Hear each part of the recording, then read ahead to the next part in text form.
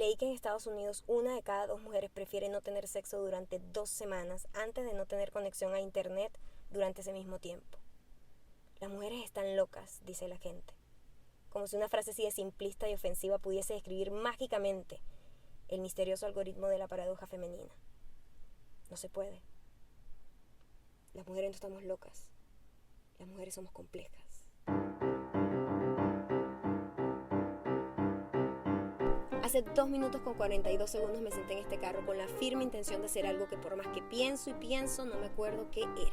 Así que tú y yo tenemos el compromiso de definir completamente nuestra misión de hoy, para que no pase lo que pasa siempre, que el hambre me empuja de la cama, termino rodando en el carro por 1 hora sin saber qué demonios voy a comer. Ya va. Déjenme defenderme.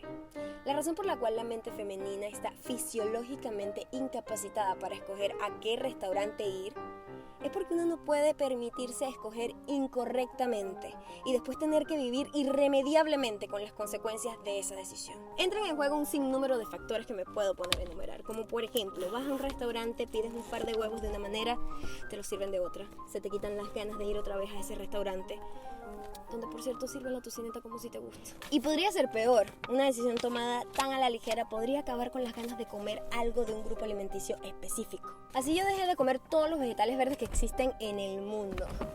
Y eso trae unas consecuencias inimaginables, sobre todo en ese periodo cerquita del verano y comienzas a ir 7 días a la semana al gimnasio y ni todo el sudor ni toda la humillación causa algún tipo de efecto y todo porque simplemente tomaste una decisión muy pobre sobre un lugar en donde venden ensaladas y de ese día ya no comes ni lechuga, ni brócoli, ni nada.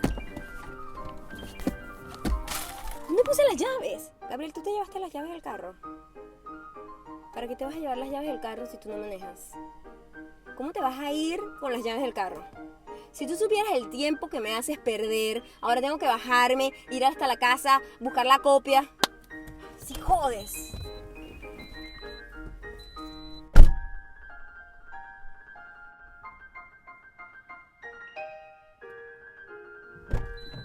Gabriel, no encuentro las llaves en la casa.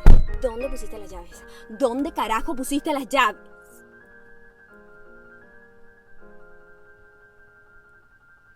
No es locura. Solo una mujer entiende lo que implica tener que pensar en tantas cosas al mismo tiempo. Tener que hacerse cargo de lo que culturalmente por siglos y siglos ha sido establecido como nuestra función. Y además tener que desempeñarnos en el mundo moderno. Por eso me gusta llamar a esto complejidad. Ya te digo. Complejidad, en el sentido estricto de la palabra, significa estar compuesta de varias piezas. Según la psicología, las mujeres tenemos la capacidad de dividir nuestro cerebro en varias cajas, lo que nos permite ocuparnos de varias cosas a la vez. El hecho de que me sentara aquí y no me diera cuenta de que la llave estaba puesta sería visto por una mente no entrenada como un ataque de histeria, cuando en realidad las mujeres nos navegamos por situaciones dramáticas como esta para encontrar la oportunidad de aprender sobre el problema mismo y sobre nosotras mismas, sobre nuestra capacidad de sobrevivir. Somos como Navy SEALs entrenando en situaciones extremas. A tu novio se le morirá el papá, lo botarán del trabajo o reprobará un examen de la universidad muy importante. Pasarás de todo con él, porque de eso se trata la vida, de estar juntos, para todo.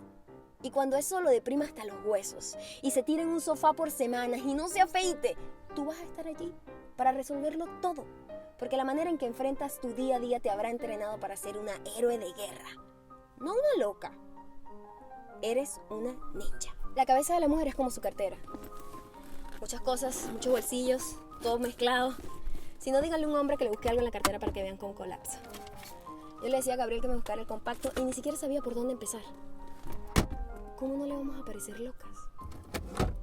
Pero claro, la gente siempre critica lo que no comprende. O la deja.